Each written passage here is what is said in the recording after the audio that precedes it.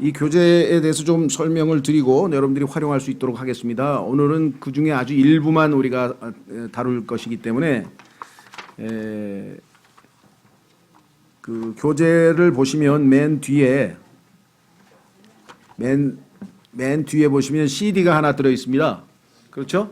CD가 없는 분들은 나중에 있는 걸로 바꿔가세요. 예, CD가 하나 들어 있죠. 예, 그 CD는 그러니까 총 13개인가요? 들어있는데 12개인가. 1번서부터 6번까지는 복음 설교입니다. 그래서 이제 전도용으로 여러분들이 활용할 수 있어요. 그래서 책자 말고 CD만 많이 있어요. 그래서 CD를 선물로 이제 드리고 싶을 사람들은 이제 그 복음 전도용으로. 그래서 12월 25일 날 매년 우리 교회에서 복음 집회를 하는데 그 복음 집회 때 했던 설교들 중에서 6번에 걸쳐서 6개죠. 6개의 복음 설교가 1번서부터 6번까지 들어 있습니다. 그리고 7번서부터는 이제 여기 교재에 관련된 내용인데 7번에 보면은 맨 앞에 5페이지 교재에 보시면 5페이지에 우리의 구원이신 그리스도라는 제목의 설교가 7번에 들어가 있어요.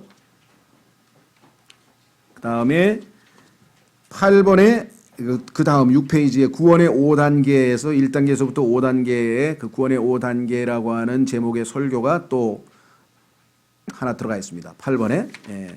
그 다음에 이제 우리가 오늘 공부하려고 하는 예수 그리스도를 믿을 때 어떤 일이 일어나는가 요 테이프도 요것도 저희가 한 몇 년, 한 5년 전인가요? 4년 전에 이 수련회를 했을 때 아마 4, 5년 전인 것 같아요. 5, 6년 전인지 정확한지 모르겠습니다만은 팀 수양관에서 했던 그 수련회 때 이것도 강의를 해놓은 곳이 있습니다. 그러니까 뭐 오늘 또 복습하실 분들 한 번 더 들으셔도 되고요. 그 다음에 이제 구원의 확신과 그 다음에 구원의 확신에 대해서 의심하는 분들이나 어려움을 겪고 있는 분들을 위해서 구원의 영원한 보장에 대한 질문들, 구원의 영원한 보장에 대해서 성경에 이렇게 써 있는데 이게 무슨 뜻이냐, 이 구절은 구원을 잃어버릴 것 같이 써 있는데 이게 무슨 뜻이냐, 이렇게 해서 한 50가지의 질문에 대해서 성경으로 답을 해놓은 것이 있습니다. 그래서 구원은 영원히 보장된다라고 하는 교리를 확실하게 해놓은 것이거든요. 좀 더우신가요? 안 더우세요? 부채질 하시는 분도 계시고. 자, 그래서 그 강의 내용이 7번서부터 뒤에는 요 책을 기초로 한 강의 내용이 다 들어가 있습니다. 그러니까 이제 구원과 구원의 확신에 관해서 이것도 뒤에 보면은 이제 비매품이라고 돼 있잖아요. 이게 무료잖아요, 무료. 그러니까 많은 분들에게 구원에 대해서 좀 아직 확실치 않은 분들에게는 선물로 주셔도 되고 또 복음에 대해서 아직 모르는 분들은 1번서부터 6번까지 듣고 구원을 받으면 그 다음 걸 계속 들으면 되시고 그렇죠. 예, 그래서 활용하실 수 있도록 만들어 놓은 것인데 그 중에서 오늘 우리가 공부하려고 하는 것은 구원을 받을 때에 일어나는 38가지의 변화에 대해서 한번 뭐 우리가 이미 익숙하게 알고 있지만 복습해서 정말 오늘 히브리서에 말씀하신 것처럼 더 열심히 주의를 기울이라 그랬잖아요. 예. 어떤 분들은 그래요. 그 교회 한 3년 다니니까 이제 거의 다 아는 거던데 사실 빨리 공부하는 사람 1년만 들어도 다 아는 내용이에요. 그러나 그것이 완전히 내 것으로 소화가 되려면 성경에서 말씀하신 것처럼 입에서는 달지만 배에서는 쓰다 그랬잖아요. 그러니까 입에서는 달게 100번 들어도 배까지 내려가서 소화가 돼서 완전히 자기 것이 되지 아니하면 실제적으로는 우리에게 말씀이 살아 효과적으로 역사하지를 못합니다. 그런 의미에서 오늘 다시 한번 성경 말씀에 근거해서 더 열심히 주의를 기울이는 시간이다. 오늘 이렇게 생각하시고 혹시 한 번도 안 들어보신 분들은 와, 내가 구원받았을 때 이렇게 엄청난 일들이 벌어졌나? 지난번에 팜플렛 기억나시죠? 자동차가 이 스타트를 딱 해가지고 딱 시동이 걸리는 순간에 얼마나 많은 것들이 작동을 하는지 우리는 모르고 그냥 차만 타지만 안에서 일어나는 일은 어마어마하게 복잡하잖아요. 그러니까 예수 그리스도를 딱 믿고 성령께서 내 안에 들어오시는 순간에 38가지의 변화가 벌써 일어났다. 뭐 잘은 모르겠는데 우리나라에서는 국회의원이 되면 총 250가지의 변화가 생긴대요. 그러니까 국회의원을 그렇게 기를 쓰고 하려고 그러나 봐요. 뭐 그냥 대접서부터 시작해가지고 뭐 모든 면에서 어마어마하게. 그 다음에 군인이 대령에서 장군이 되면 또 몇십 가지가 변한대요 그러더라고요. 장군이 되면 완전히 막 그 전서부터 달라지고 막 칼도 저기 대통령한테 칼도 받고 뭐 하여간 국립묘지에도 묻히고 뭐 하여간 뭐 그런데요. 그러니까 국회의원도 뭐 저 공항 귀빈실 사용하는 것부터 시작해가지고 막 처음부터 끝까지 한 200 몇 가지의 혜택이 주어진다 그러더라고요. 예, 근데 우리는 구원받는 순간에만 38가지 변화되고요. 나중에 하늘나라까지 가면은 뭐 수천 가지, 수만 가지가 어마어마한 게 여기 다 써 있으니까 이거 다 평생 공부해도 모르잖아요. 그죠? 우리에게 해당되는데도 모르고 있는 게 너무 많아요. 자, 그래서 오늘은 적어도 내가 예수님을 믿고 하나님의 자녀가 되는 순간에 나에게 일어나는 38가지를 한번 차근차근 확인해 보는 그런 시간으로 갖겠습니다. 그래서 어렵지 않게 교재를 읽어가면서 필요한 경우에만 보완 설명을 하면 여러분들도 메모하실 수 있으면 거기다 메모를 딱딱 해서 나중에 그거를 그 부분만 딱 이렇게 그 뭐랄까 카피를 뜨든지 아니면 뭐 잘라내든지 해서 여러분들이 딱 주머니에 넣고 다니면서 필요할 때 다른 사람에게 복음 전해주고 전달해 줄 수 있죠. 예수님 믿었으니까 이렇게 놀라운 변화가 당신에게 일어났다. 그러니까 허틀게 사지 말고 이제 이 말씀 붙들고 살아라. 이렇게 해서 권면해 줄 수도 있을 것 같아요. 그래서 요 파트만 좀 이렇게 어떻게 뭐랄까요? 만들어서 우리가 뭐 소책자라든가 이렇게 간단한 팜플렛으로 만들 수도 있지 않을까 싶은데요. 자, 일단 페이지 8페이지에 보면 예수 그리스도를 믿을 때 어떤 일이 일어나는가. 자, 이 과에서 논하려는 것은 이제 사람이 예수 그리스도를 믿을 때 무슨 일이 일어나는가. 이게 오늘 주제인데요. 근데 이러한 논의는 교리적이며 신학적인 것이다. 그래서 인기가 없죠.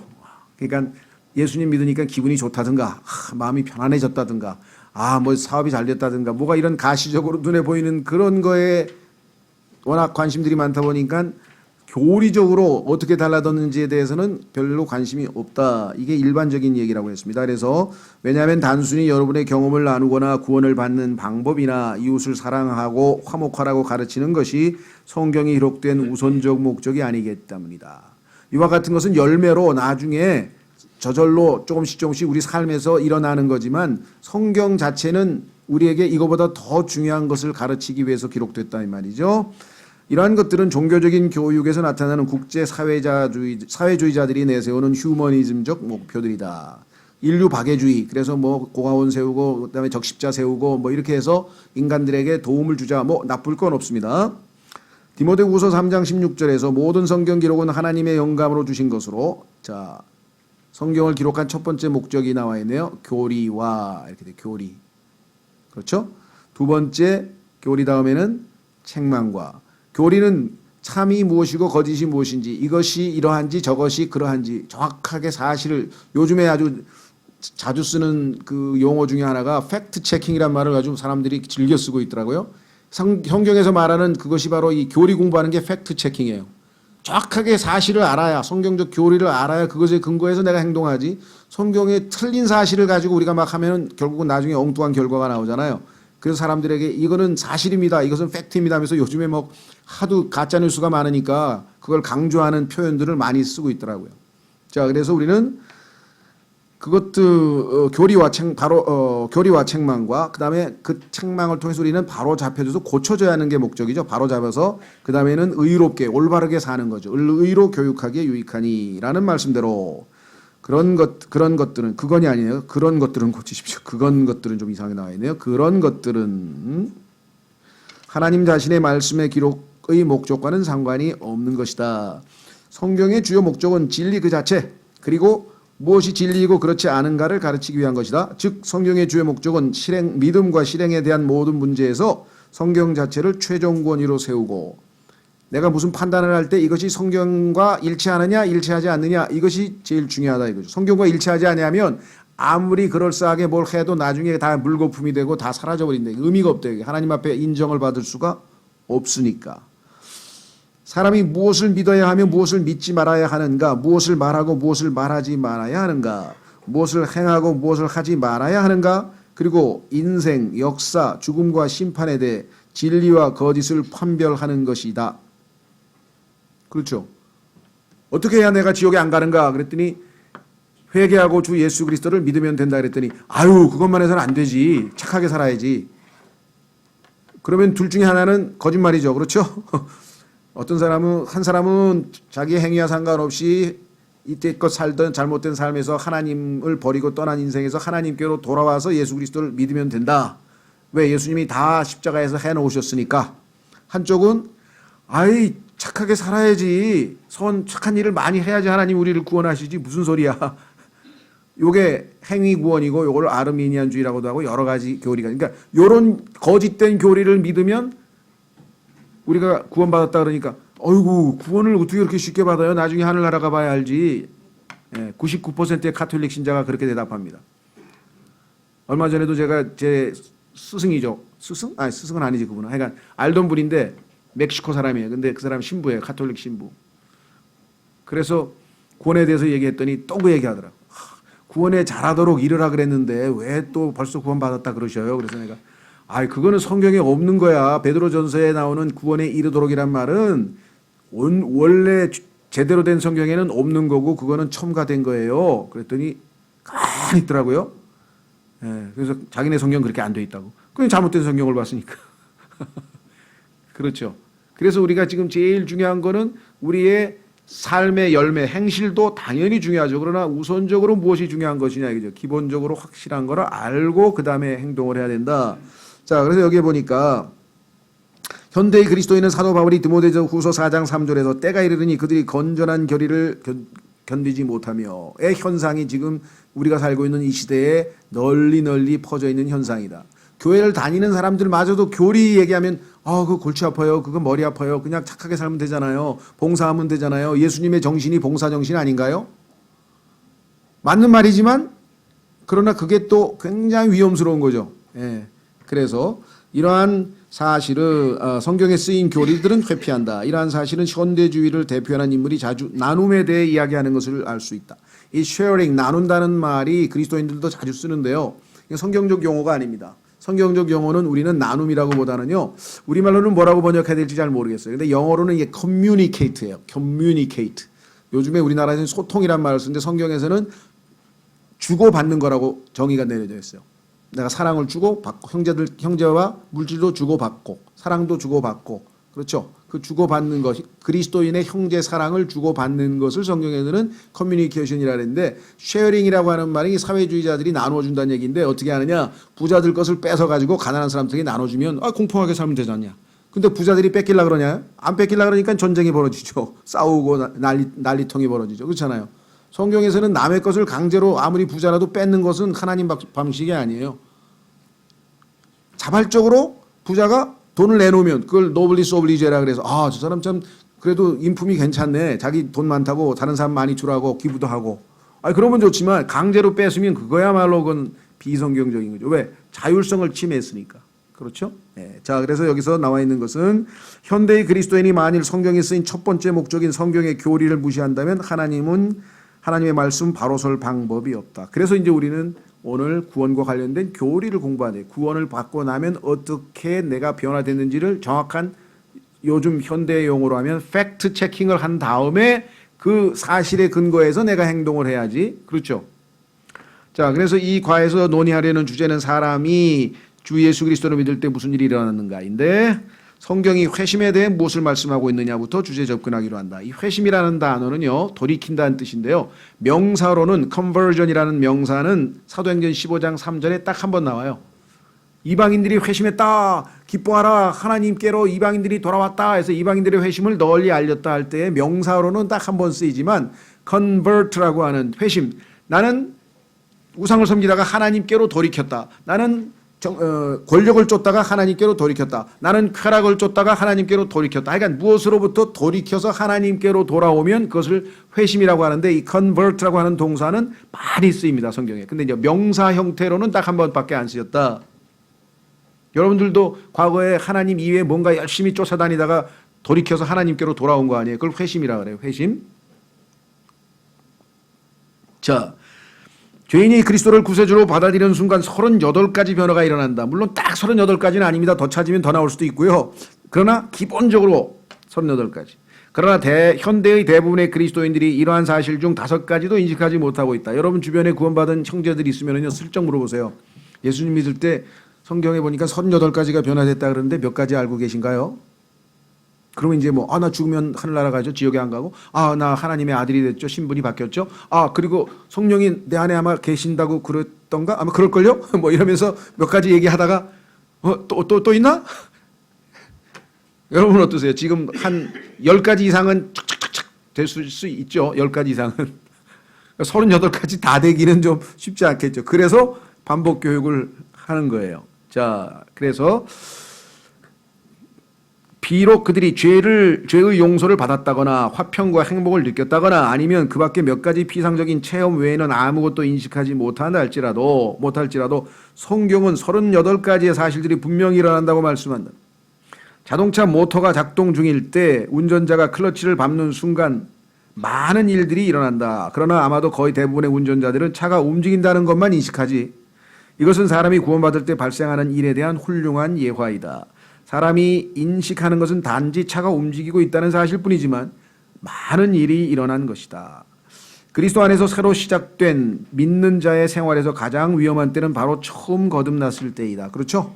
인간도 마찬가지죠. 엄마 뱃속에서 안전하게 보호를 받고 있다가 바깥으로 딱 나와가지고 그때부터 뭐예요? 얼마나 무서운지 그냥 엉덩이 한 대 맞고 울기 시작하면서부터 이제 인생이 고난의 행군이 시작이 되는 거죠. 그렇죠?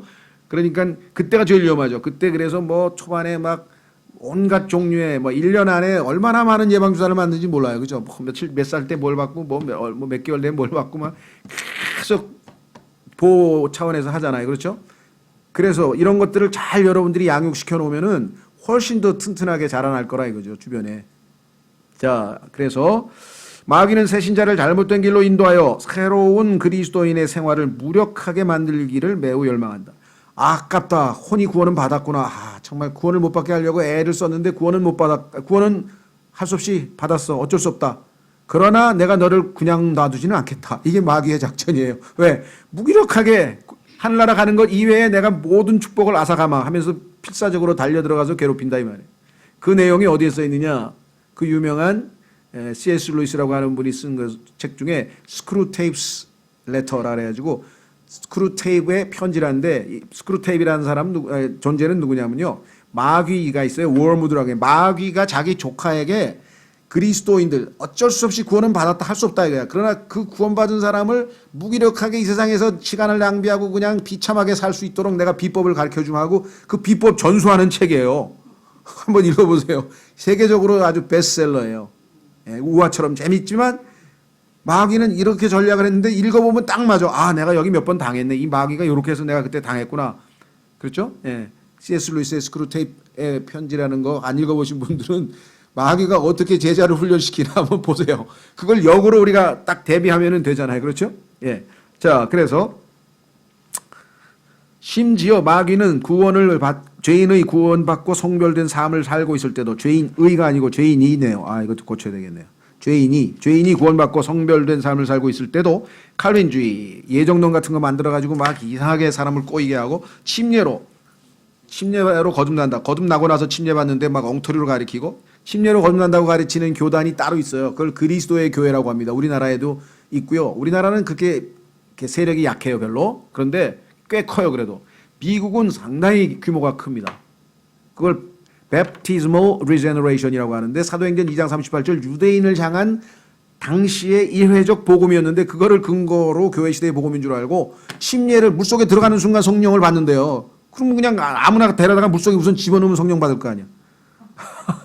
어떻게 그렇게 말해야 돼? 우리는 그거는 그 당시의 얘기고 왜 예수님을 십자가에다 못 박은 사람들이기 때문에 우리처럼 아버지와 아들과 성령 즉 주라는 이름으로 침례받는 것도 아니고 주 예수의 이름으로 침례를 받으라 그랬어요. 왜? 예수님을 죽인 죄를 회개하기 위해서. 그러면 너희는 침례를 받으면 성령을 준다고. 이건 예외적으로. 근데 우리는 예수님을 믿고 성령을 받은 다음에 간증하기 위해서 침례를 받으니까 완전히 다른 얘기인데 그래서 그 사람들이 과연 구원 받았을까? 구원의 확신을 가진 사람이 거의 없습니다. 그 교회에는.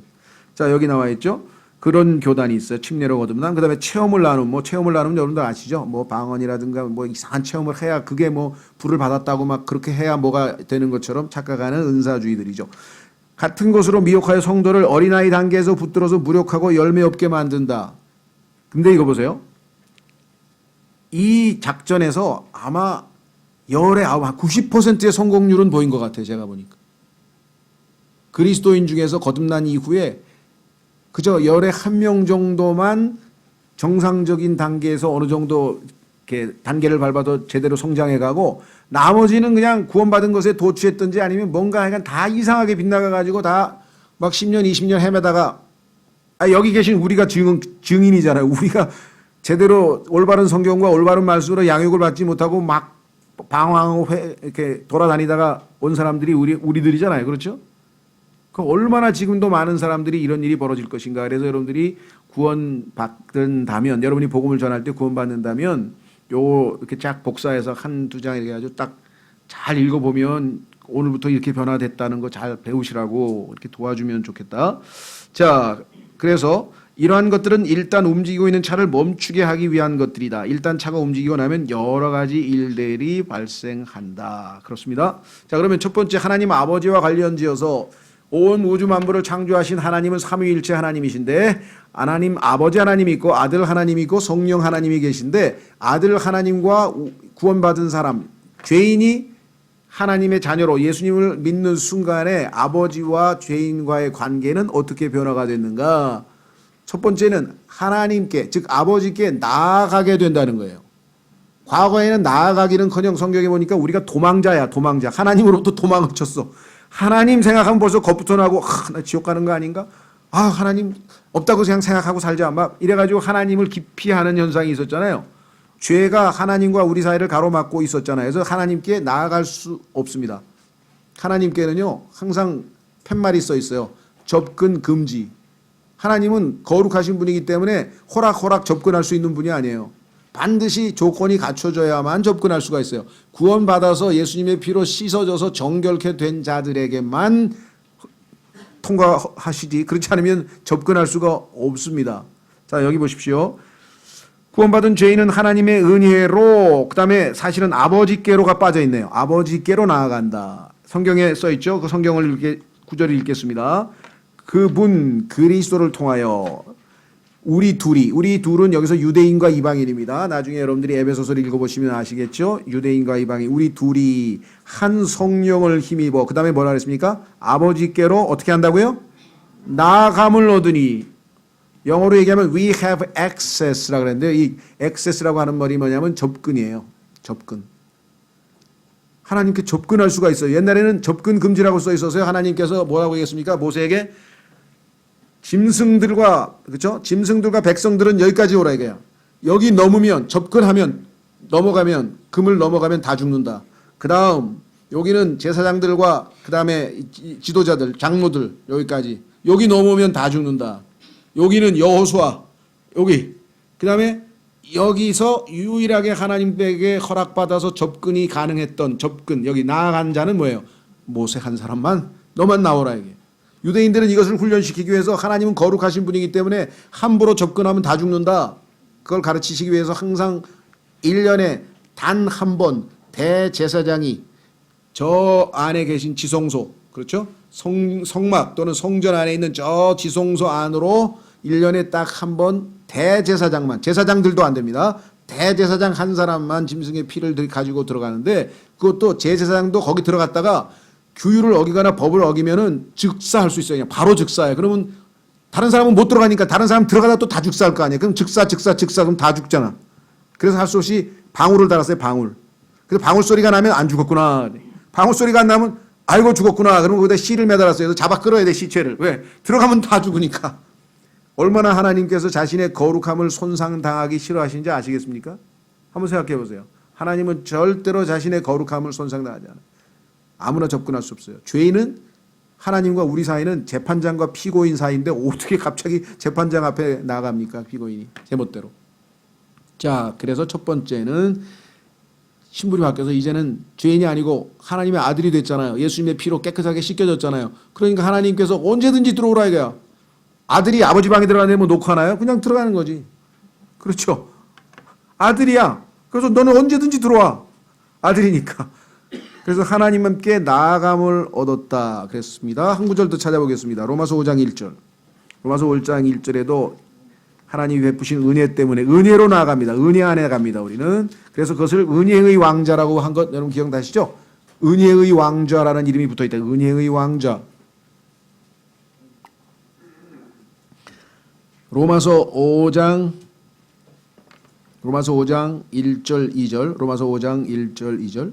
그러므로 우리가 믿음으로 의롭게 되어 우리 주 예수 그리스도를 통해 하나님과의 화평을 누리는도다. 또 우리가 그분을 통해 지금 우리가 서 있는 이 은혜 안에 믿음으로, 여기 뭐라 했어요? 들어감. 이 들어감이란 단어가 access라 했잖아요. 접근, 들어가, 안으로 들어갈 수 있어요. 들어감을 얻었으며 하나님의 영광의 소망을 기뻐하느니라.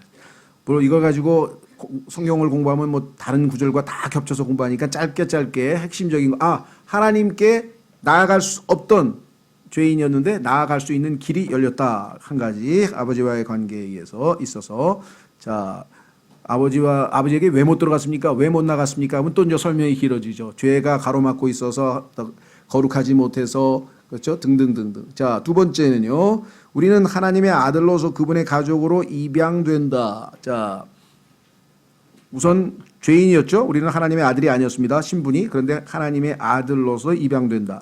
성경 구절부터 읽겠습니다. 거기 갈라디아서 4장 5절에서 두 구절 써 있죠. 이것은 율법 아래 있는 자들을 구속하시고 또 우리가 아들로 입양되게 하려 하심이라. 두 번째, 자신의 크게 기뻐하시는 뜻에 따라 우리를 예정하사 예수 그리스도를 통해 자신의 아이로 입양하심으로써 그랬습니다.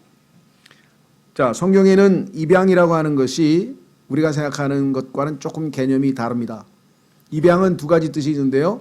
원래 아들이 아닌데 소위 우리가 입양 절차를 거쳐서 아들로 신분을 바꿔주는 거죠. 그래서 이제 호적에 들어가서 이제 아들로서 입적이 되는 거죠.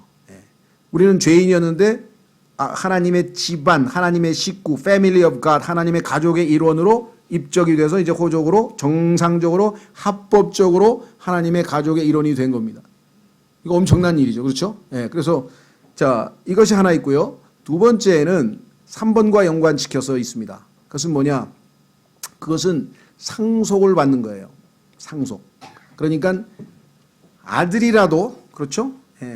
입양이라고 하는 법적 절차를 밟을 때 상속권이 주어져요. 그러니까 이런 거죠. 그 왕이 아들들이 있는데, 그렇죠? 왕이 아들들이 있는데 그 중에서 예를 들면 그 왕권을 넘겨주기 위해서 세자를 삼을 때 그 세자의 권리는 세자 책봉이라고 하는 어떤 법적인 절차가 있어야 이제 권리가 주어지는 거잖아요. 그래서 입양이라고 하는 것은 반드시 이 상속과 연관이 되어 있어요. 성경에서는 상속. 그래서 참 모르겠습니다. 미국이라고 하는 나라가 아마 선진국이어서 그런지는 잘 모르겠는데 미국이라고 하는 나라는요. 자기가 난 자식에게는 상속을 물려주지 않아도 아무 문제가 없어요. 법적으로. 그런데 입양한 자식에게는 상속을 하지 아니하면 그건 법적으로 제재를 받습니다. 반드시 상속을 하게 돼 있어요. 그래서 이거 기독교 역시 성경을 손에다 얹고 시작된 나라 맞나 하고 참 신기한 경우가 있죠. 자, 그래서 바로 3번으로 넘어갑니다. 3번으로. 자, 유업을 받게 된다. 이게 유업. 바울은 내 안에 있는 믿음으로 거룩히 구별된 자들 가운데에서 상속 유업을 받게 하려 함이라 하더이다. 이렇게 했어요. 그러니까 우리가 거룩히 구별된 자들은 구원받은 사람들이죠. 구원받은 사람들 중에서 상속 유업을 받는다. 이 상속 유업이 뭐냐? 여기도 굉장히 또 얘기가 복잡해지는데 그 중에서 제일 우리가 쉽게 얘기할 수 있는 것은 구원받는 순간에 여러분과 저에게 주어진 상속 유업은 일단 성경에 보니까 우리의 이 외모가 겉이 영광스러운 몸으로 바뀌게 되죠. 그렇죠? 그 다음에 나중에 예수 그리스도처럼 예수 그리스도의 성품을 우리가 또 유업으로 받고 그 다음에 하늘에 가면 셋째 하늘에 우리의 썩지 아니하는 우리의 소위 말하면 거처. 성경에서 예수님께서 내가 너희를 위하여 거처를 예비하러 간다. 그 플레이스 장소라 그랬는데요. 자, 그래서 이 유업도 하나 가지고 우리가 또 성경을 한 대여섯 시간 공부를 해서 한 테마로 또 해야 될 굉장히 중요한 테마 중에 하나인데 일단 우리에게는 상속의 권리가 있다. 믿는 순간 그걸 일단 확인하자 이거죠. 그래서 더 차근차근 이 상속에 대해서 성경에서 말씀하시는 걸 또 공부할 수 있는 기회가 주어지는데 우선 확인만 하고 4번으로 갑니다. 그래야 오늘 핵심 주제는 무슨 일이 벌어지는가만 확인하는 거니까. 자, 베드로전서 1장 4절에 가면 여기 계신 분들 중에 부모가 뭐 능력이 없거나 아니면 뭐 훌륭하셔서 사회에다 몽졸이 다 기부하셔서 상속을 못 받으신 분도 계실지 잘 모르겠는데,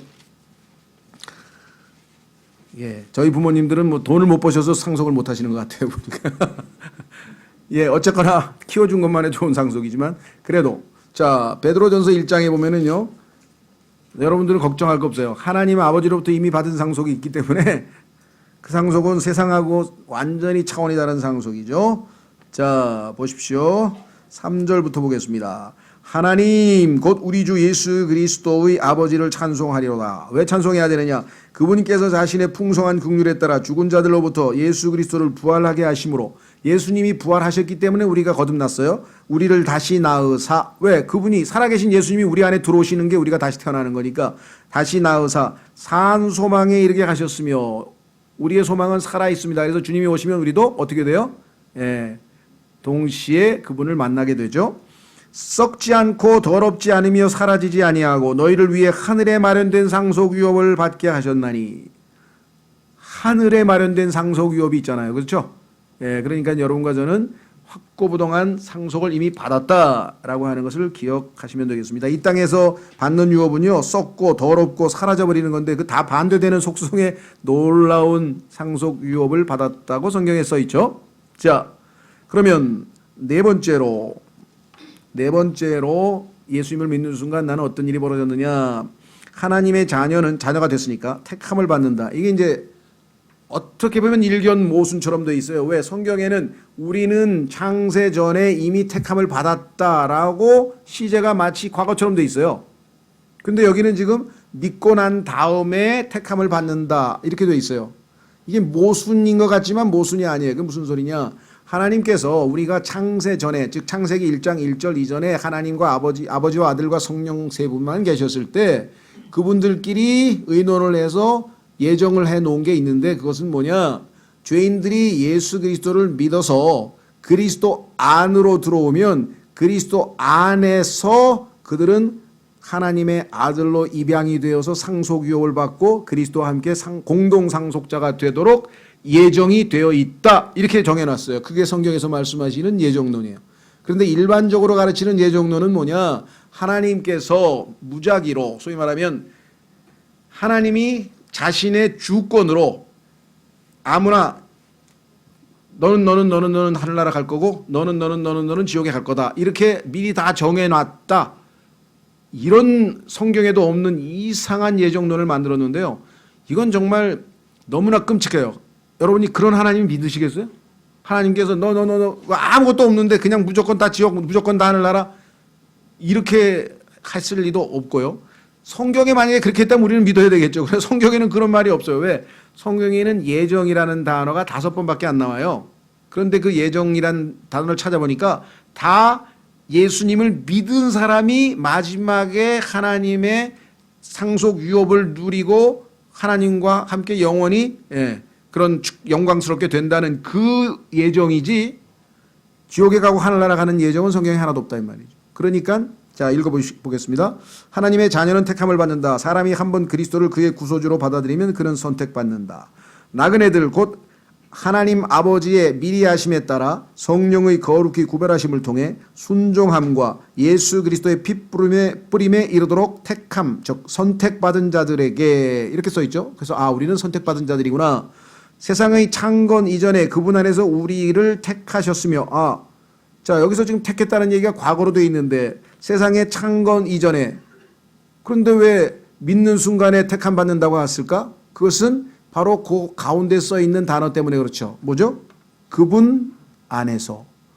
우리는 예수 그리스도를 나의 구원자로 믿는 그 순간에 성령께서 우리를 주님의 몸된 교회 안으로, 주님 안으로 집어넣어서 그 순간에 그분 안에 놓이게 된다.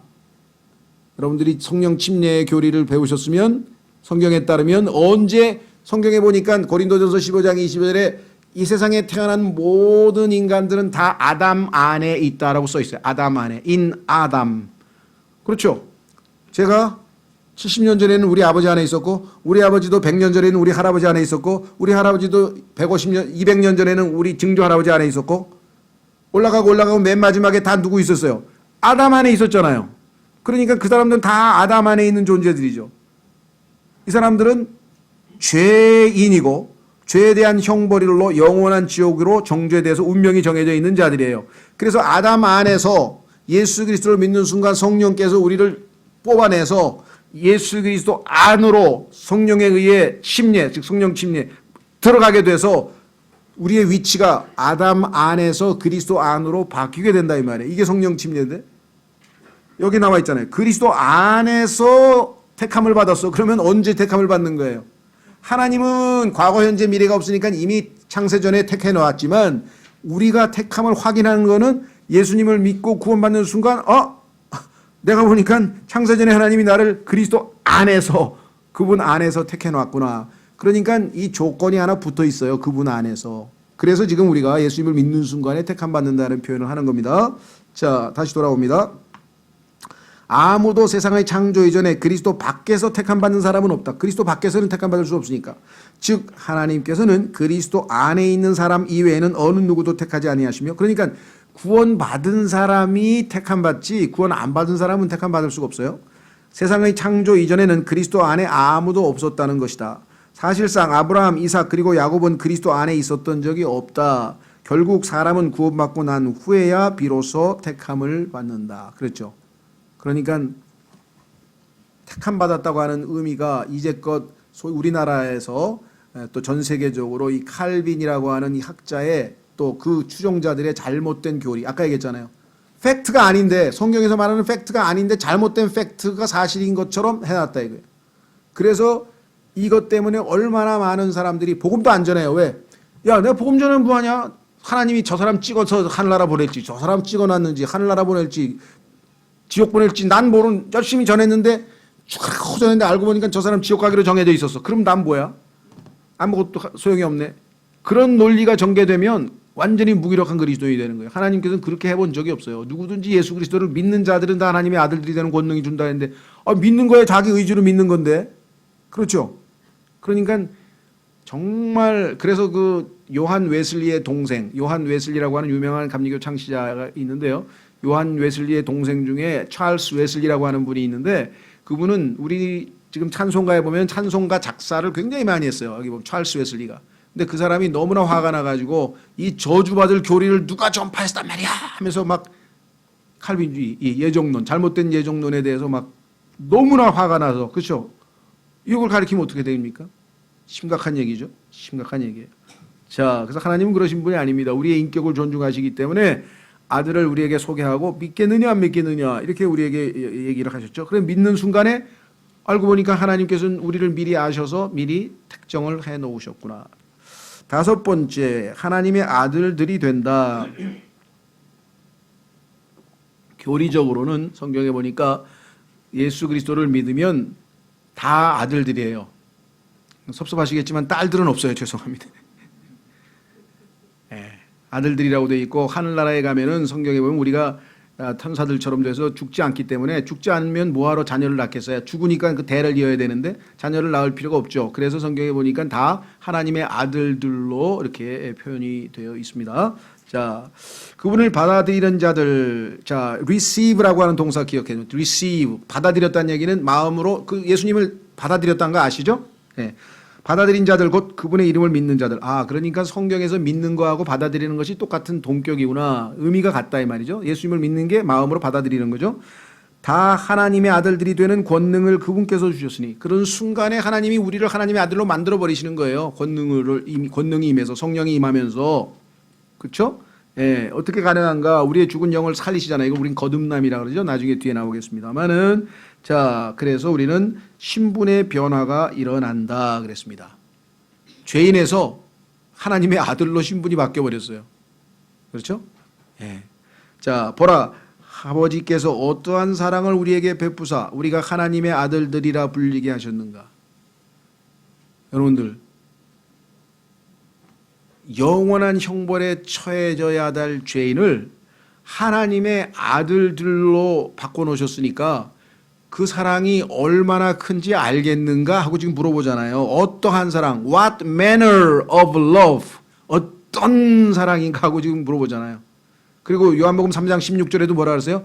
God so loved the world. 하나님께서 세상을 이처럼 자신의 아들을 내어 주시기까지 이처럼 그거를 이해하면 왜 예수님을 못 받아요? 하나님의 사랑이 왜 우리 마음에 안 닿겠어요? 그렇죠? 여기도 마찬가지. 하나님이 우리를 하나님의 아들로 만들었을 때는 어마어마한 사랑 아니냐. 어떻게 그 사랑을 모르느냐. 그렇죠? 그만큼 우리의 마음이 강팍해지고 단단해지고 지금 문제가 많은 거죠. 이 세상에 있는 사람들 하나님의 사랑 얘기하면은 그냥 눈을 그냥 껌뻑껌뻑하면서 뭐 그 하나님 사랑하셨어? 근데 뭐 그 사랑이 얼마나 우리에게는 감격적인지를 모르고 있는 거예요. 이 사람들은요. 자, 그래서 하나님의 아들들이 되었다. 근데 하나님의 아들들이 되면 신분의 변화가 있으니까 마냥 좋기만 하는가? 그건 아닙니다. 하나님의 아들들이 아닐 때에는요. 성경에 보니까 하나님께서 일단 내버려 두셨어요. 아들이 아니니까. 그렇죠. 여러분들이 지금 부모인데 자기 자식에 대해서 잘못하면 그러지 마라. 아유 잘했구나 그러지. 남의 아들 지나가는데 아이고 예뻐라 착하다 뭐 이러나요? 자기 아들이니 관심이 가지는 거예요. 하나님께서 자신의 아들들에게만 관심을 가지시고 그렇지 않은 사람들에게는 일단 내버려 두세요. 그냥 내버려 두시는 거예요. 그래서 성경에 보니까 로마서에서 그것을 gave up 포기해버렸다. 일단 네 맘대로 살아. gave up, gave over 이렇게 세 번에 걸쳐서 그래서 지금 이 세상에 있는 사람들이 이 모양 이 꼴이 된 거예요. 왜? 하도 하나님이 말을 안 들으니까 그럼 네 맘대로 살아봐. 그랬더니 막 더 엉망으로 살아 이제 더. 그러나 하나님의 자녀가 되고 난 다음부터는 하나님의 관심과 하나님의 어떤 그 훈련의 대상이기 때문에 어떤 면에서는 좀 더 우리에게는 불편하고 힘든 일이 생길 수밖에 없겠죠. 당연히. 그렇죠. 자, 히브리서 12장으로 가보십시오. 히브리서 12장. 이거를 이해 못하면 아니 나 하나님의 아들이 됐는데 왜 나에게 이렇게 고생스러운 일만 생기는 거야 정말. 너무하시네. 병도 생기고 막 옛날에 예수님이 안 믿을 때는 막 잘 먹고 잘 사는데 왜 사업도 안 되고 왜 정반대로 가는 거지? 막 이런 분들이 계세요. 그러니까 그 손해본 것보다 훨씬 더 큰 영적인 보상이 주어졌는데 그 보상은 생각도 안 하고 눈에 보이는 거 손해만 생각하는데 자 보세요. 히브리서 12장에 뭐라고 썼나?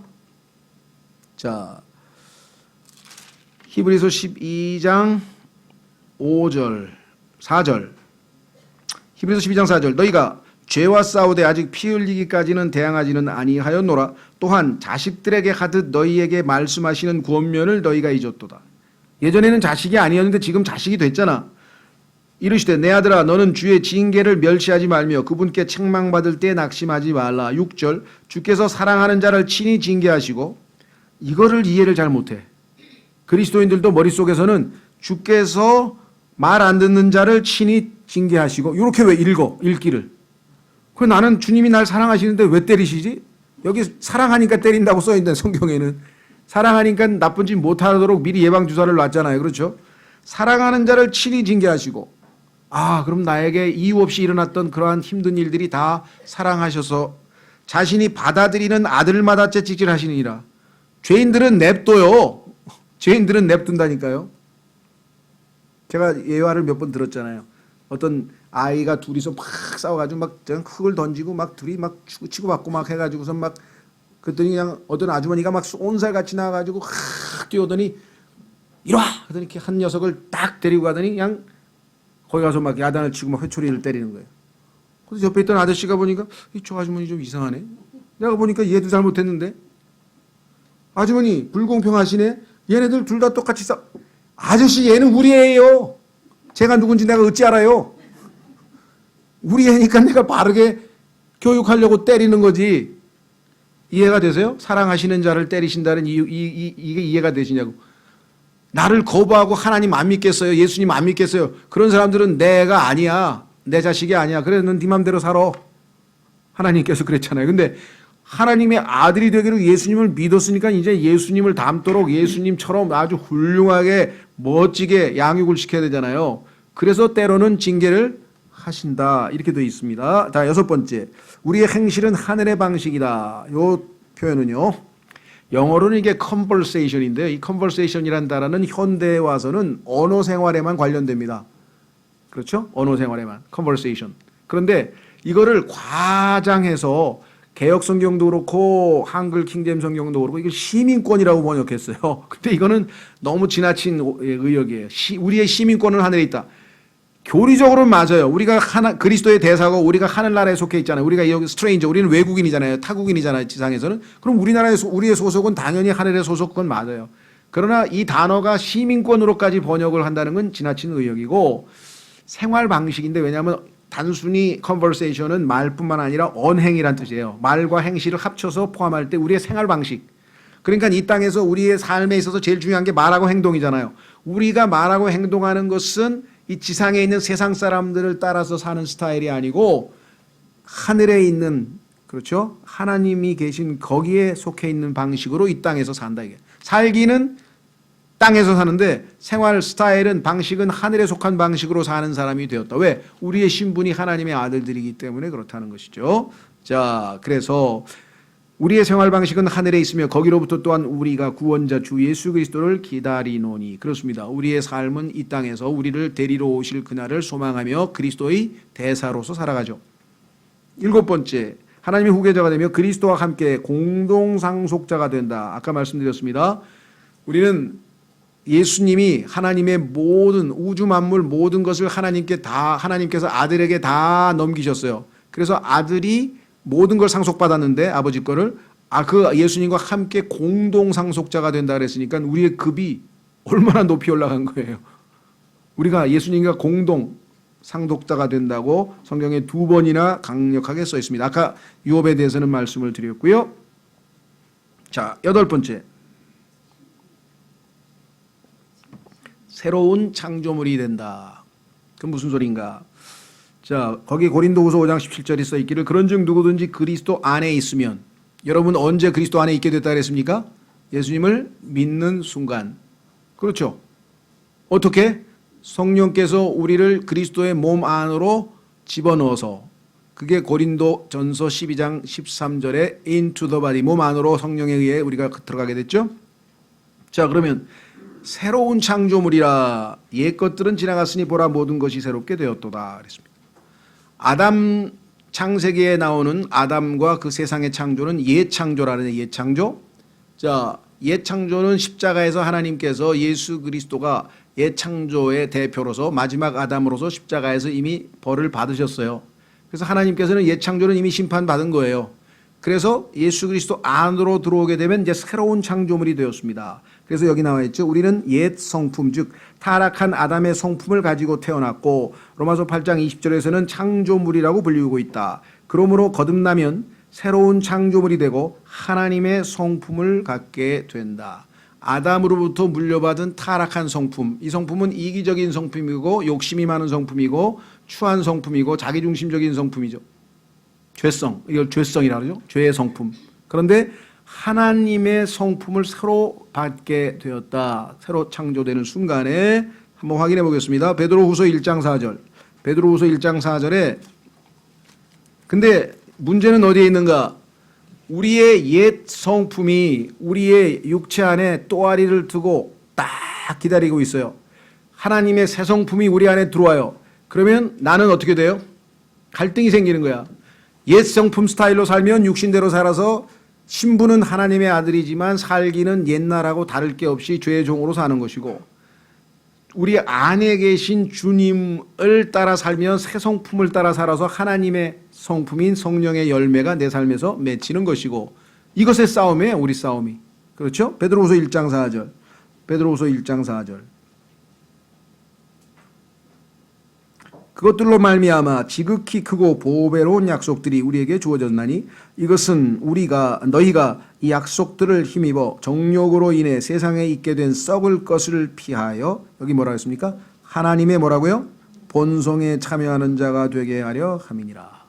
새로운 창조물은 새로운 본성을 받습니다. 그렇죠? 예, 그리고 나중에 새로운 하늘과 새로운 땅에서 살게 되겠죠. 그렇죠? 예, 그래서 성경에 보니까 나중에 기회 있으면 찾아보십시오. 에베소서 2장 10절도 그렇고 골로새서 3장 10절도 그렇고 뭐라고 되어 있냐면은 예수 그리스도께서 우리를 창조하셨다 그래요. 그래서 새로운 창조물이 된 거예요. 하나님께서 아담을 창조하셨을 때 그 옛 창조가 아니라 그리스도께서 새롭게 우리를 창조해서 우리는 새로운 창조물이 되었다. 그리고 새로운 성품도 갖게 되었다. 그랬습니다. 이거 하나하나는 굉장히 이제 성경적으로 깊이 있게 많은 교리 공부를 할 수 있지만 무슨 일이 우리에게 생겼는지만 지금 확인하고 넘어가는 겁니다. 목록만 쭉. 자, 9번째, 하나님의 종이 된다. 여러분 생각에는 뭐 종이 되는 게 그렇게 좋은 건가? 여러분 어떠세요? 예, 저기 그 문재인 대통령이 전화가 왔어. 교육부 장관이 요즘에 보니까 형편없이 말썽을 부리는 것 같은데 당신이 좀 와서 교육부를 책임져 달라.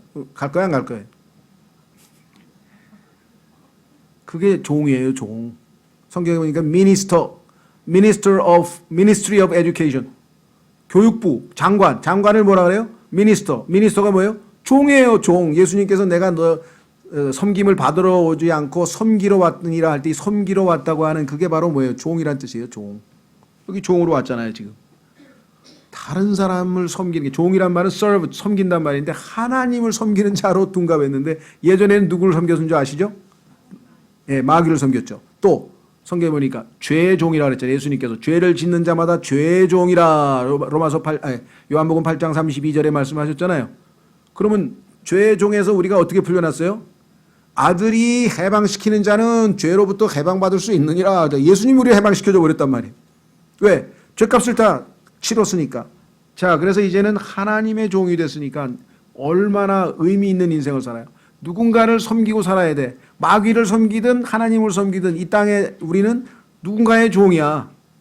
그런데 태어나면서부터 마귀의 종으로 태어났어. 그런데 하나님은 우리를 하나님의 종으로 삼아주셨어. 하나님을 섬긴다는 거. 그렇죠. 네, 얼마나 주인을 제대로 만났잖아요.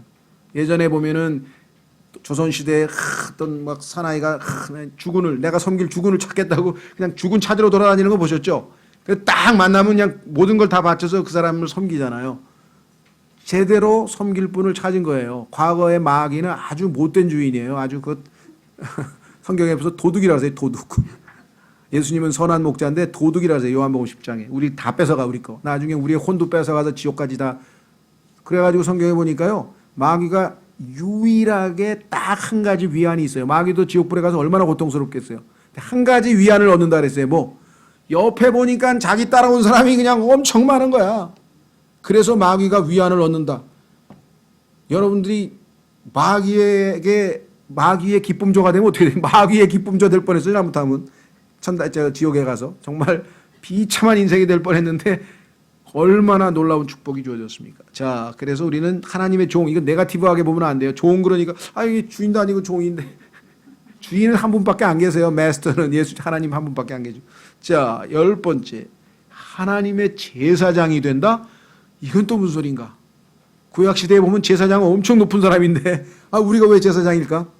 제사장은요 하나님 앞에 탁 나아가서 제물을 드리는 사람이에요. 그런데 구약의 제사장은 백성과 하나님 사이에서 중재 역할을 하면서 백성이 죄를 지면 그 죄값을 치르기 위해서 제사를 지내는데 백성이 저 죄 졌습니다. 그래, 죄물 가져와. 그러면 염소 가져왔어. 그러면 염소 위에다 손 올려. 그럼 손 올렸어. 자, 무슨 죄 졌는지 다 고백해. 그럼 쫙 고백하니까 그 죄가 염소에게 다 넘어갔어. 그러면 그 염소를 제사장이 이렇게 가지고 와서 너 죄 지은 거, 죄 싹슨 사막인 거 알지? 네가 죽어야 되는 거 알지? 네. 근데 하나님이 이 짐승에다가 전가시켜서 지금 이 짐승이 너 대신 죽는 거야. 잘 봐. 피가 콱 쏟아지고 막 성경에 보니까 이걸 각을 뜬다 그래요. 막 각을 떠가지고 막 고기를 다 발라가지고 그 다음에 번제불에다 딱 올려가서 지옥불에 타듯이 이거 네가 지옥불에 타야 되는데 이 고기가 타는 거야. 확 타는 거 보면은 옆에서 죄지면 안 되겠네. 그게 지옥불에 그래 계속 타오르는 거예요. 계속 타오르는 거예요. 예? 제사장이 얼마나 엄청난 일을 한 거예요. 이 사람 죄를 용서해 주는데 하나님과 죄인 사이에 중재자 역할을 한 거잖아요. 그렇죠? 근데 오늘날 우리는 짐승을 갖다가 바치는 그러한 눈에 보이는 물질적인 게 아니라 여기 나와 있습니다. 영적인 헌물을 바친다. 보세요. 하나님의 제사장이 된다. 우리 구원받은 하나님의 자녀는 모두 선정된 세대요. 택함 받았어요. 아까 얘기했잖아요. 우리 택함 받았잖아요. 선정된 세대요. 왕가의 제사장이다. 단순한 제사장도 아니고 로열 패밀리, 로열 프리스트후드. 시몬 베드로는 너희도 살아있는 돌들로서 영적 집으로 건축되고 옛날에는 돌로 지은 건축집이었죠. 옛날에는 이 물질로 돌, 그다음에 나무 뭐 이런 금 뭐 이러면서 물질로 만든 성전인데 지금은 우리가 성전이니까 그렇죠? 그래서 여기 나와 있잖아요. 영적 집으로 우리가 하나님이 우리 안에 거하시니까 영적 집으로 건축되고 예수 그리스도를 통해 하나님께서 받으실 만한 영적 희생물. 옛날에는 고기 실제 희생물이죠. 실질적인 물질로 된 그 고기 덩어리 그 태우는 건데 우리는 영적 희생물을 드리는 거룩한 제사장이 되었도다. 라고 말하면서 우리는 실제적인 제물이 아닌 영적인 제물을 드리는 제사장임을 이야기하고 있다. 그래서 여러분과 저는 하나님 앞에 나아가서 영적인 제물을 하나님 앞에 바치는데 그 많은 영적인 제물들이 우리 성경에 보니까 몇 가지가 나왔었잖아요. 그렇죠? 그 중에 제일 중요한 것 중에 하나가 뭐였습니까? 우리의 입술로 드리는 감사. 그것을 찬양의 희생이라 그래. 찬양의 희생물이라 그래. 그렇죠? 또 우리가 하나님 앞에 드리는 헌금, 그것도 하나님을 기쁘시게 하는 희생물이라. 그다음에 선을 행하는 것, 선한 일을 행하면 하나님께서 그거를 기쁨으로 헌물로 희생물로 받으신다. 또 주고받는 것. 그래서 성경에 보니까 영적 희생물 중에 한 5가지가 있는데 그 중에 하나는 이방인들 복음을 전해서 구원시켜서 그 사람을 하나님께로 바치면 그것도 영적 희생물. 그래서 여러분과 제가 제사장 직분까지 받았어요. 여러분들 인류 역사를 공부해 보세요. 제사장이라고 하는 그 직분은요, 어마어마하게 국가에서 최고로 높은 직책 중에 하나잖아요. 자, 그래서 우리는 제사장 직분을 받았다 그랬습니다. 그 다음에 11번째, 구원받은 죄인은 하나님과 화해하게 된다. 그 얘기는 로마서 5장 6절로 가보면은 하나님과 우리 사이가 평생 원수 사이였어요. 평생 원수. 여러분 아시죠?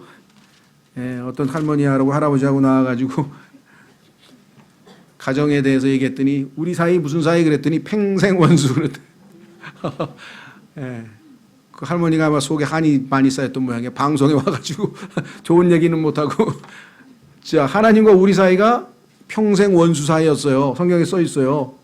하나님을 원수로 두고 살면서도 히히거리고 사는 사람들 지금 다 골프 치러 갔어, 내 친구들은. 근데 아 정말 안타까워. 하나님과 원수지고 어떻게 살아요? 불안해가지고. 성경에 보세요. 로마서 5장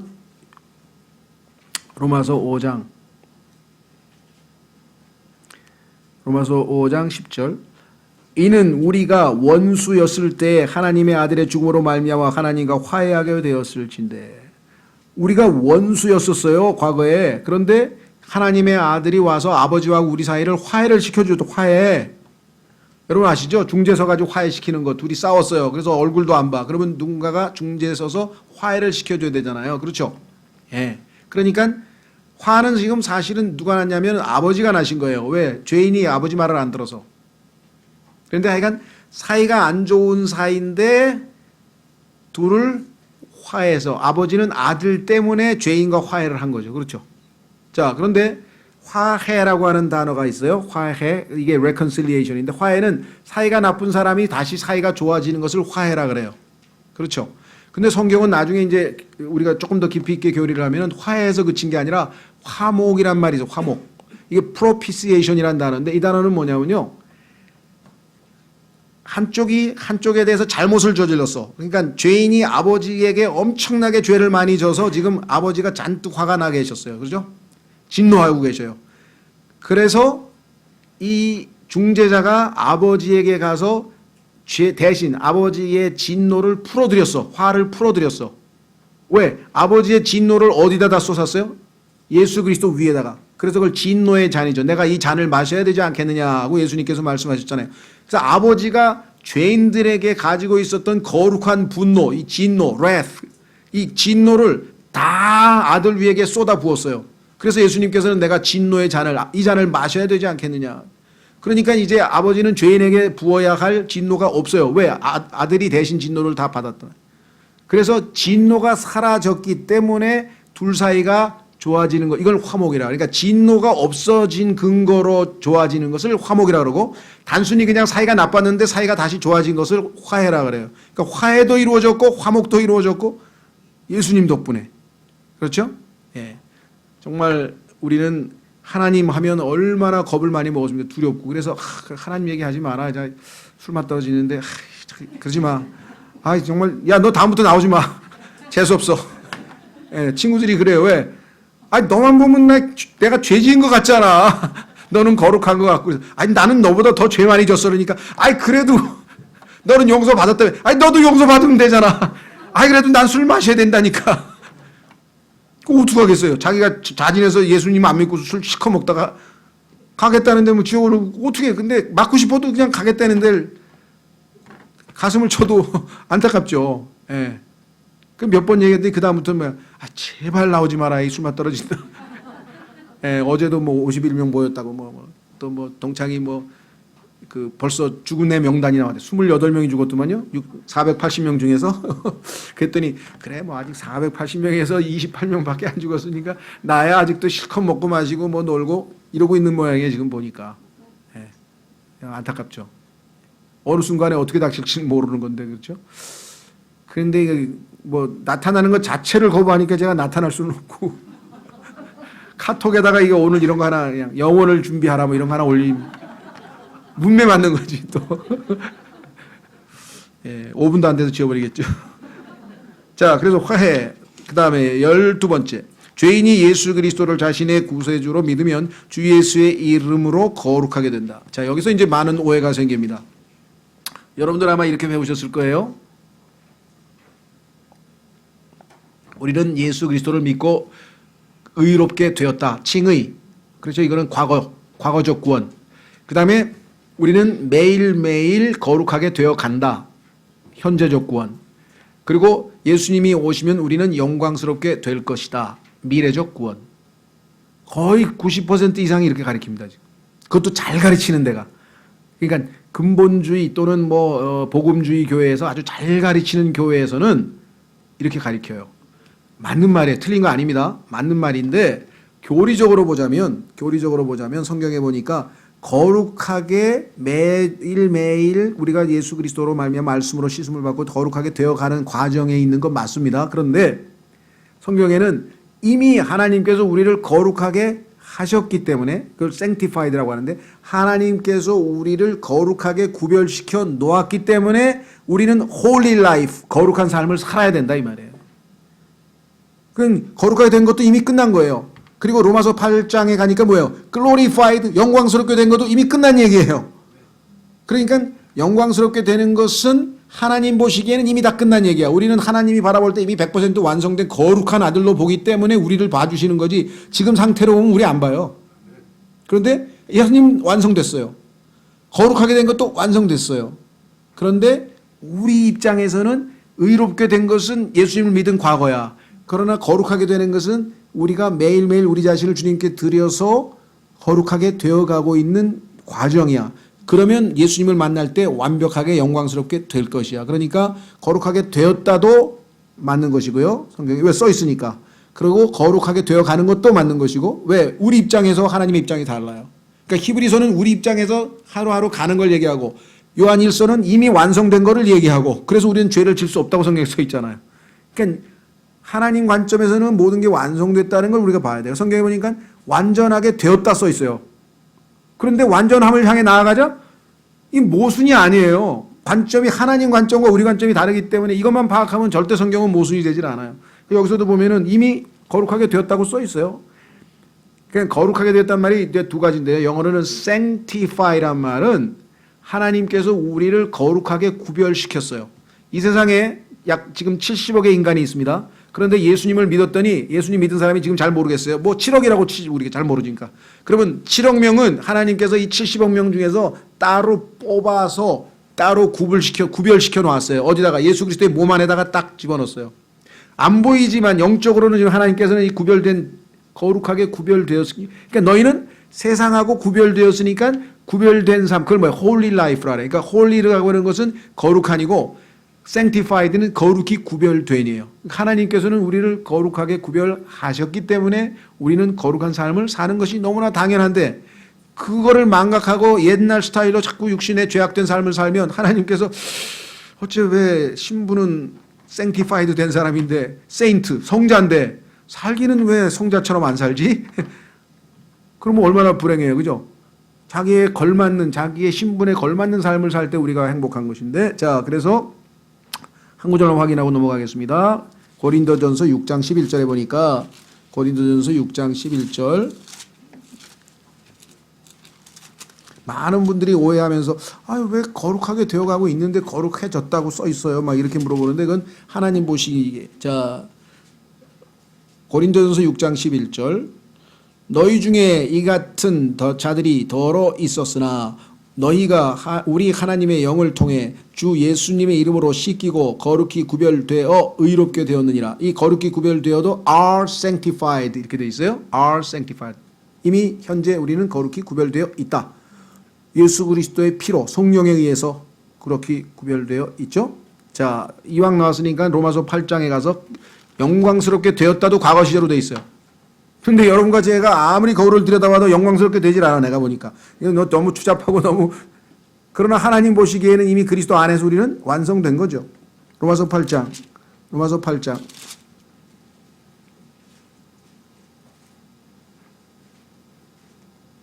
30절 로마서 8장 30절 뿐만 아니라 그분께서는 자신이 예정하신 그들을 또한 부르시고 자신이 부르신 그들을 또한 의롭다 하시고 자신이 의롭다 하신 그들을 또한 영화롭게 하시리라 하셨느니라. 예. 그러나 성경에 보면 또 우리가 영화롭게 될 것이다. 미래 시제로 된 부분도 있어요. 그것은 뭐냐면 우리 쪽에서는 미래지만 하나님은 이미 완성해 놓고 그러니까 우리 운명은 이미 정해진 거야. 얼마나 안심해요. 그래서 이미 정해진 싸움을 싸우는 거예요. 승리한 싸움을 싸우는 거예요. 순종하면 훨씬 쉬운 싸움을 싸우고 불순종하면 힘들게 고생만 해. 순종하면 행복한 그리스도인이 되고 불순종하면 지옥에 가는 게 아니라 불행한 그리스도인이 되는 거예요. 불행한. 자식은 자식인데 하나는 효자가 되고 하나는 불효자가 되는 거예요. 그래도 자식은 자식이야. 원수는 아니에요. 이미 원수 단계는 넘어섰잖아요. 예수님 믿는 순간 이미 끝났잖아요. 자, 그 다음에 어디 갔죠? 성화. 그 다음에 13번. 우리 18번까지 가야 절반 하고 그 다음에 밥 먹어야 됩니다. 13번. 그분께서는 사랑하시는 자 안에서 우리를 받아주셨으니. 이거 얼마나 놀랍습니까? 아까 우리가 예수님을 받아들였다 그랬어요. 그 받아들이는 것은 우리가 영접했다 그랬잖아요. receive. 그랬더니 하나님께서 내 아들을 그렇게 네가 대접을 잘했느냐. 내가 너를 받아주마. accept. 들어와. 언제든지 나에게 와. 그래서 사랑하시는 자 안에서 우리를 받아주셨어요. 이거보다 하나님이 우리를 기꺼이 받아주셨다. 이거보다 더 행복한 게 있을까요? 그런데 개역성경을 포함한 모든 성서들에서 이 구절을 다 삭제해버렸어요. 받아주셨다는 엄청나게 중요한 교리가 다 없어져 버렸습니다. 중요하죠. 예, 이런 아주 정말 은혜롭고 핵심적인 것만 살 손대가지고 뜯어 고쳐놨어요. 자, 그 다음에 14절 14번째 성도는 성령에 의해 그리스도의 몸 안으로 침례를 받는데 성령 침례는 그를 그리스도 안으로 옮겨놓는 것으로 사도행전 2장의 방언과는 아무 관계가 없다. 자, 방언받아야 성령 받는다. 이건 성경에도 전혀 없는 얘기를 만들어낸 얘기고요. 성령 침례, 사람들은 성령 세례라고 부르지만 성령 세례 받았어요? 그러니까 네, 어떻게 해요? 방언 받을 때 받았는데요. 이게 아니에요. 예수 그리스도를 믿는 순간에 이미 우리에게 일어난 일이에요. 이미 일어난 일이에요. 어떻게 일어났느냐? 보이지 않는 영적인 세계에서 일어났기 때문에 눈으로는 안 보여요. 그렇기 때문에 성경에 써 있는 것을 우리가 그대로 믿는 거예요. 근데 뭐라고 써 있느냐? 한 성령에 의해 침례를 받아. 침례라고 하는 것은 푹 잠긴다는 뜻입니다. 푹 잠깁니다. 물 침례는 물 속에 잠기고 성령 침례는 성령에 의해 예수님의 몸 안에 잠기고. 그렇죠. 불 침례는 뭡니까? 불못에 푹 잠기는 거예요. 불 침례. 그런데 그냥 불침례 받았다고 막 온몸이 뜨거워졌다고 막 이상한 소리를 하고 다니는 사람이 있어요. 성경에서 말하는 불침례는 지옥불에 푹 잠기는 거예요. 그러니까 아니 불침례는 아직 시작도 안 됐는데 나중에 가시면 모를까 지금은 아직 안 받으셨을 텐데 아니 내 몸이 뜨거워졌대. 전혀 성경하고 상관없는. 그러니까 그래서 지금 성경 기준으로 하자는 얘기죠. 그렇죠? 자, 여기서 뭐라고 했어요? 한 성령의 침례를 받아 한 몸 안으로. 이게 주님의 몸 된 교회잖아요. 몸 안으로. 그래서 이제 우리가 그리스도 안에 있게 됐잖아요. 이 아담 안에 있게 되다가 그리스도 안에 된 게 이게 얼마나 놀라운 사실입니까? 아담 안에 있는 것들은요. 전부 다 예수 그리스도의 십자가에서 이미 심판을 받았기 때문에 나중에 다 영원한 불못으로 불호수로 깨끗하게 다 던져집니다. 깨끗하게. 그리고 새하늘과 새 땅, 여기 나와 있는 것처럼 뭐예요? 완전히 그리스도 안에 있는 것만, 여기 한 몸 안으로. 자, 그래서 우리는 밑으로 내려가서 맨 아랫줄에 바울은 너희 중에서 그리스도 안으로 침례받은 자는 다 그리스도로 옷 입었느니라고 말한다. 자, 생각해 보세요. 그리스도가 계신데 성령께서 우리를 그리스도 안으로 집어넣었어요. 그러면 내가 그 안으로 잠겼으니까 내가 물속에 쑥 들어갔다. 그러면 물이 나를 덮어버렸잖아요. 그러면 그리스도의 몸이 나를 덮었잖아요. 그래서 그거를 그리스도로 옷 입었느니라. 그러니까 하나님 앞에 나아갈 때 내가 나의 수치스러운 죄악된 그 벌거벗은 몸으로 가는 게 아니라 예수 그리스도로 옷 입고 가게 되는 것은 침례 덕분이다 이 말이죠. 영적 침례, 성령 침례 덕분이다. 물론 이 침례는 결코 물 침례가 아니다. 조심하십시오. 물 침례는 성령 침례를 받은 사람이 난 성령 침례로 구원받았으니까 이제는 옛사람인 나는 죽었어요. 그러니까 사람들이 자, 나를 이제 묻어주세요. 그래서 물에다가 수장을 시키는 거예요. 매장, 물속에 쑥 집어넣었어요. 그럼 죽었잖아요. 옛사람, 옛창조물, 나는 죽었습니다. 일어나면서 뭐예요? 새로운 창조물로, 새 사람으로 세상에 대해서, 죄에 대해서는 죽었어요. 의에 대해서, 하나님께 대해서 살겠습니다. 나는 이제 그렇게 살아가겠습니다. 라고 하는 선한 양심의 응답이라 그랬어요. 응답, answer, 답변하는 거예요. 하나님의 사랑에. 자, 그 다음에 15번째. 우리가 죽음 안으로 침례를 받아 그분과 함께 침례는 예수님의 죽음과 그 다음에 장사 지냄과 부활을 예표한다 그랬죠. 그분과 함께 묻혔나니 그 다음에 어떻게 됐습니까? 죽고 묻히고 그 다음에 너희는 죽었고 너희 생명은 그리스도와 함께 십자가 안에 하나님 안에 감추어져 있느니라. 그러니까 예수 그리스도께서 죽으셨을 때 사실은 온 옛 창조물을 다 안에다가 포함해서 죽으셨는데 내가 그것이 예수님과 동일하게 될 때, 즉 예수님을 영접해서 예수님을 받아들이게 되면 예수님께서 죽으신 그 십자가의 죽음이 나에게도 그대로 적용이 되는구나. 믿음으로 인해서 연합돼서 하나가 되기 때문에. 그렇죠. 믿지 않는 사람은 얼마든지 기회가 주어져 있는 자기가 본인이 원치 않아서 지금 안 하고 있을 뿐이죠. 자, 그래서 그리스도와 함께 장사된다라고 성경에 분명하게 말씀을 했습니다. 자, 나머지 내용은 좀 읽어보시고요. 16번으로 갑니다. 여기는 이제 일반 여러 교단에서 오류를 범하고 있는 내용들을 설명했으니까 한번 여러분들이 일반 교회들 중에서 이 교리가 어떻게 왜곡됐는지 한번 읽어보시면 되겠고요. 저희는 일단 우리에게 일어난 일들을 지금 확인하고 있는데 그리스도와 함께 내가 죽었고 장사됐고 다시 일으켜졌구나. 그래서 예수님의 죽으심과 장사되심과 부활이 내 것이 되었구나. 여기까지 봤습니다. 16번째. 이것도 요번에 저는 검토하면서 이거는 내가 의식하지 못하고 살았다. 16번은 제가 그리스도인인 알고는 있었지만 평소 때 이 생각을 별로 못했어요. 그 뭐냐? 성도는 하나님 아버지가 그 아들에게 주시는 사랑의 선물이다. 여러분 어떠세요? 나 같은 자가 선물로서의 가치가 있을까? 그것도 하나님의 아들이신 예수님께 이해가 안 되더라고 처음에. 근데 아까 뭐예요? 우리를 하나님은 영광스럽게 했다 그랬잖아요. 그러니까 하나님께서는 이미 완성된 예수 그리스도와 똑같은 그러한 자들을 지금 주님께 주신 거예요. 지금 우리는 그 과정에 있지만. 자, 보세요. 예수님께서 이렇게 기도하셨어요. 요한복음 17장. 요한복음 17장은 여러분이 한번 정말 마음 딱 먹고 제대로 공부를 해봐야 될 장인 것 같은데요. 왜? 예수님께서 십자가를 지시기 전에 마지막 순간에 하늘을 향해서 아버지께 공개적으로 큰 소리로 대표 기도를 하셨어요. 여기서 하듯이 예수님께서 하신 대표 기도인데 제자들이 다 들을 수 있도록 한 기도 내용인데 그 기도 내용이 아주 심오해요. 그런데 그 중에 예수님이 뭐라고 기도했느냐? 17장 9절에 내가 그들을 위해 기도하나이다. 아버지께서 내게 주신 자들을 위해 기도하오니 그들은 아버지의 것이니이다. 아버지가 나에게 주신 자들, 그게 지금은 제자들이죠. 여기서는 일단은 제자들이고 나중에 구원받은 우리 모두에게 적용이 될 터인데 구원받은 죄인은 모두 하나님 아버지로부터 그의 아들 예수 그리스도에게 주어지는 특별한 사랑의 선물이다. 여러분들 아담이 있는데 하나님께서 아담을 잠들게 하시고 성경에서 잠드는 것은 죽음이라 그랬죠. 죽었죠. 아담이.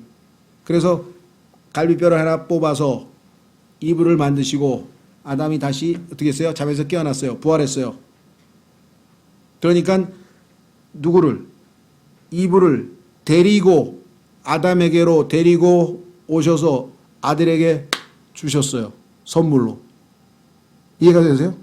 지금 그거 얘기 지금 우리가 지금 예수 그리스도의 신부가 되어서 하나님께서 아들에게 예수님께서 뭐라고 말씀하시면 나의 사랑아 내 사랑아 하고 이 솔로몬의 아가서에서 예수 그 신부를 얼마나 나의 누이 나의 사랑아 나의 누이 사랑아 내가 어찌 그리 아름답느냐 너의 눈은 비둘기 같고 하면서 막 칭찬하는 그 완성된 우리의 모습 지금 아니고 완성된 나중에 우리의 모습에 대해서 너무너무너무 막 자랑을 하면서 예수님에게 하나님께서 주신 최고의 선물이 뭐예요? 그게 우리 신부예요. 거기에 우리가 간택당한 거, 우리가 뽑힌 거예요. 예수 그리스도의 몸된 교회가 돼서 예수님의 신부로서 하나님 앞에 뽑혔어요. 그렇죠? 이런 것들이 우리 신앙생활에서 활력이 되고 힘이 돼야 됩니다. 우리가 이 땅에서 그냥 축 처져가지고 힘들어 죽겠는데 주님 빨리 좀 오시지. 아이고 죽겠네, 아이고 죽겠네. 그러고 살 게 아니고 주님의 영광스러운 모습을 소망하면서 내가 빨리 좀 더 갖추어져야 되겠구나. 좀 더 준비돼야 되겠구나. 열린 마음으로 내가 주님을 떳떳하게 맞아야 되겠구나. 그런 자세로 살아야죠. 17번. 여러분이 그리스도를 구세주로 믿는 순간 그리스도가 내주하시게 되고 예수 그리스도로 말미암아 구원받는다. 자, 그리스도가 우리 안에 들어오셨는데요.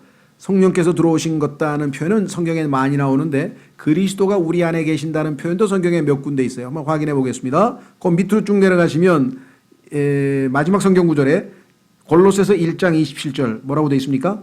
이 신비는 너희 뭐라고요? 안에 계신 그리스도 곧 영광의 소망이시니라. 너희 안에 계신 그리스도. 자, 우리 안에 그리스도가 계신다고 성경이 분명히 말했어요. 자, 한 군데 더 찾습니다. 로마서 8장. 로마서 8장.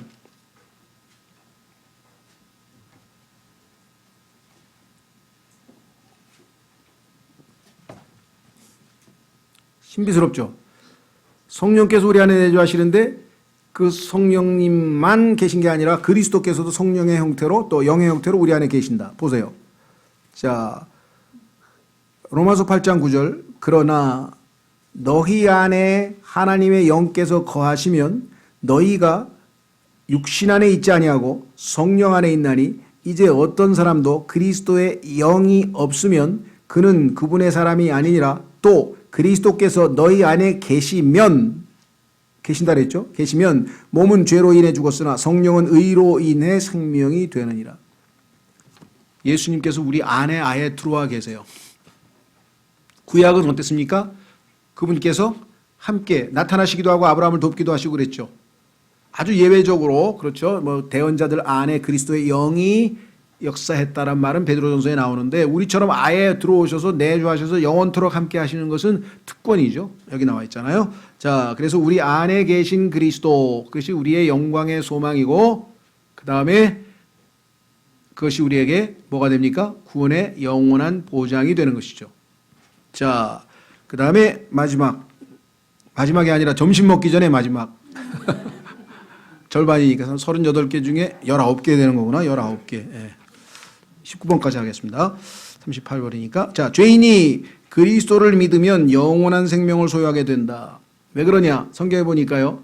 영원한 생명을 하나님께서 따로 주시는 것처럼 착각하시는 분이 있어요.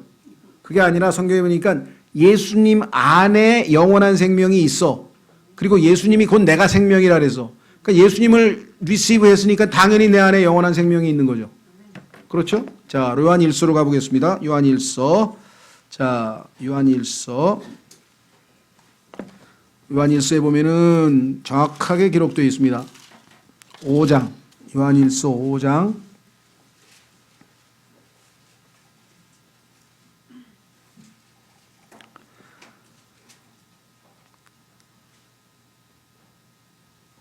요한일서 5장 9절부터 만일 우리가 사람들의 증언을 받을진대. 이 세상에 있는 사람들은 사람들 얘기를 잘 믿습니다. 그렇죠? 여기 계신 분 중에 나는 이순신 장군이 거북선 받는 거는 못 믿겠다. 없네. 그 다음에 세종대왕이 한글을 만들었다. 난 그건 못 믿겠다. 그건 말도 안 돼. 있으세요? 없죠? 그런데 사람들의 증언은 잘도 봤는데 하나님께서 아들을 이 땅에 보내셔서 내 죄값을 치르게 하셨다. 에이, 그거 어떻게 믿어? 그래서 하나님이 화가 났어요. 사람들 말은 너희들은 잘 믿는데 하나님의 말을 안 믿어? 거기에 대해서는 대가를 치를 줄 알아라. 이렇게 된 거예요. 그래서 믿지 않는 게 제일 큰 죄. 믿지 않는 게 제일 큰 죄가 아니라 유일한 죄야. 성경에 따르면. 왜? 나머지 죄값은 예수님이 다 해결해 놨어. 그런데 그 해결해 놨다는 걸 안 믿으면 하나님도 어쩔 수 없어. 보세요, 여기. 만일 우리가 사람들의 증언을 받을진데 하나님의 증언은 더 크도다. 이것은 하나님의 증언 더 클 수밖에 없지. 증언이니 곧 그분께서 자신의 아들에 관하여 증언. 하나님은 시시하게 무슨 뭐 한글을 만들고 무슨 거북선을 만들고 그런 거 정도로 증언하지 않아요. 온 우주 만물을 창조하신 하나님이신 분이 인간의 몸을 입고 이 땅에 내려갔다. 엄마 뱃속에서 태어났다. 응애하고 자랐다. 목수로 자랐다. 완전한 어마어마한 신비를 얘기하시는 거예요. 하나님께서는 자신의 아들에 대해서 증언하시는 거예요. 왜? 하나님은 아들이 최고니까. 여기 나왔잖아요. 그럼 뭐라고 했습니까? 하나님의 아들을 믿는 자는 자기 안에 이 증언을 가지고 있고 하나님을 믿지 않는 자는 그분을 거짓말하는 자로 만들었으니 믿지 않는 죄는 하나님을 거짓말쟁이로 만드는 죄 때문에 지옥 가는 거예요. 이는 하나님께서 자기 아들에 관하여 주신 증언을 그가 믿지 아니하였기 때문이라. 그 증언 내용이 뭐냐? 곧 하나님께서 우리에게 영원한 생명을 주신 것과 이 생명이 그분의 아들 안에 있다는 것이라. 너희가 영원한 생명을 얻고 싶다고? 그 영원한 생명이 있어. 내 아들 안에 있어. 내 아들을 영접하라고. 내 아들에게 입맞추라고. 내 아들을 받아들이라고. 내 아들을 믿으라고. 그래서 하나님께서 뭐라 그랬어요? 하늘에서 보라, 저 사람 봐라, 보라. 이는 나의 사랑하는 아들이요. 내가 그를 매우 기뻐하노라. 너희는 그의 말을 들으라. 그게 너에게 유일한 구원이 돼. 그의 말을 들으라. 그의 말을 믿으라 이 말이잖아요. 여기 나와 있잖아요. 아들이 있는 자에게는 생명이 있고 하나님의 아들이 없는 자에게는 생명이 없느니라. 그 여러분과 제 안에 예수님을 받아들였잖아요. 그럼 영원한 생명이 있는 건 너무나 논리적으로 당연한 것이다. 자, 마지막 19번. 죄인이 그리스도를 믿으면 하나님과 화목하게 된다. 이거 아까 했잖아요. 그렇죠? 화목은 화해와 조금 차이가 있어요. 똑같은 개념인데 화목에는 진노라는 하나님의 진노가 풀렸다는 개념이 첨가된 거예요. 더 중요하죠. 그렇죠? 하나님이 나 때문에 지금 정말 화나서 왜? 내가 평생 동안 셀 수도 없이 많은 죄를 졌거든. 그러니까 하나님의 심기를 엄청 불편하게 해서 하나님이 나 때문에 내가 지은 죄 때문에 엄청나게 지금 기분이 안 좋으신데 예수님께서 그 사람 죄값을 제가 다 받겠습니다. 그 진노를 저에게 다 쏟아 부어 주십시오. 하고 예수님이 대신 진노의 잔을 마시셨으니까 하나님께서 아들 때문에 나를 대할 때 이제 진노가 없는 상태에서 나를 대해주니까 화목된 거 아니에요. 화해는 둘 사이가 나빴는데 좋아졌다는 단순한 개념이고 화목은 거기다가 조금 더 교리적으로 중요한 개념이 들어간 거죠. 무슨 말이 이해가 되셨죠? 예. 이제 쉬었다가 20번서부터 또 오후에 공부하겠습니다. 자, 가서 많이들 드시고 교제도 하시고 쉬시기도 하시고 졸리시는 분은 주무시기도 하시고